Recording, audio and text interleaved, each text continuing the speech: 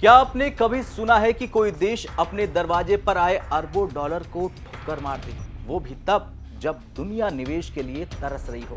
जी हां, भारत ने यही किया और ये कोई साधारण ना नहीं है, बल्कि बीजिंग के लिए एक सीधा और कड़ा संदेश है, मैसेज है। जिस चीन ने ये सोचा था कि वो अपनी तिजोरी के दम पर भारत के बाजार को हाईजेक कर लेगा, आज वो भारत में सिर्फ 1 करोड़ रुपए की एंट्री पा सका। जी हां, आप सही सुन रहे हैं, सिर्फ 1 करोड़। जबकि चीन के ही पड़ोसियों के लिए भारत ने अपनी तिजोरियों के साथ साथ दिल भी खोल दिया। आखिर भारत सरकार ने चीन के साथ ऐसा कौन सा की ड्रैगन हाथ मलता रह गया?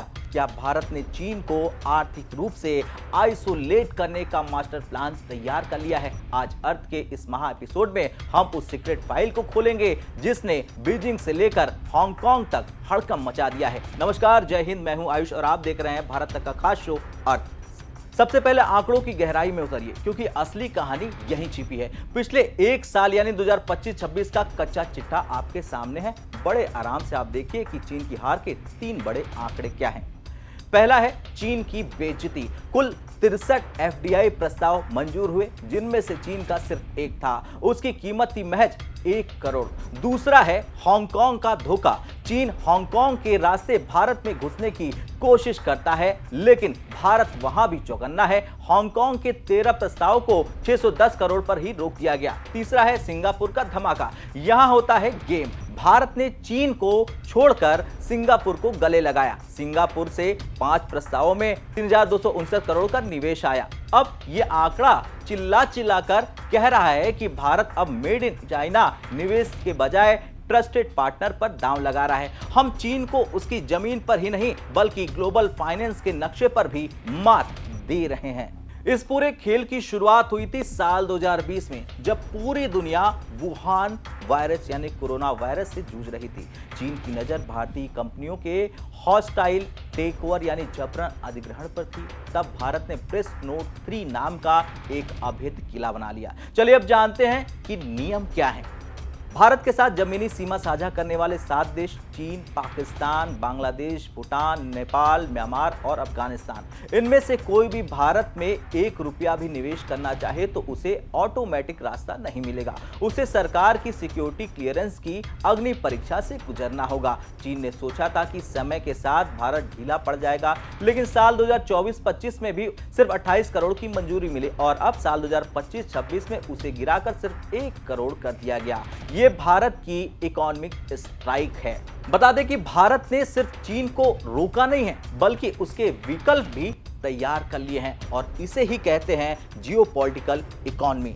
चलिए जानते हैं चीन के पड़ोसियों को लॉटरी और ड्रैगन को ठेंगा कैसे भारत ने दिखाया। देखिए, इसका सबसे बड़ा पॉइंट है सिंगापुर और थाईलैंड का उदय।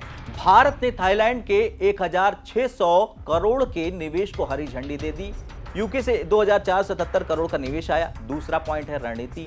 भारत उन देशों पर बढ़ावा दे रहा है जो चीन के प्रभाव से बाहर हैं या जो पारदर्शी व्यापार करते हैं। चीन का पड़ोसी देश सिंगापुर, थाईलैंड भारत में पैसा लगा रहे हैं, लेकिन चीन खुद बाहर खड़ा तमाशा देख रहा है। ये चीन के लिए दोहरा झटका है। एक तो उसका पैसा भारत नहीं आ रहा है और दूसरा उसके पड़ोसी देश भारत के साथ जुड़कर अमीर और शक्तिशाली हो रहे हैं। बता दें, हाल ही में मार्च में एक बड़ी खबर आई। सरकार ने नियमों में थोड़ी ढील कर दी और कहा गया कि अगर किसी निवेशक का बेनिफिशियल ओनरशिप यानी कि असली मालिकाना हक 10% से कम है तो वो आसानी से निवेश कर सकता है। लेकिन यहाँ एक बहुत बड़ा डिस्क्लेमर है। मोदी सरकार ने साफ कर दिया कि ये डील चीन और हांगकांग की कंपनियों के लिए नहीं है। यानी भारत ने जानबूझकर चीन के लिए दरवाजे बंद कर दिए। भारत अच्छे जानता है कि चीन की शेल कंपनियां कैसे काम करती हैं, इसलिए भारत ने सुरक्षा की हर दीवार को सीमेंट से भर दिया।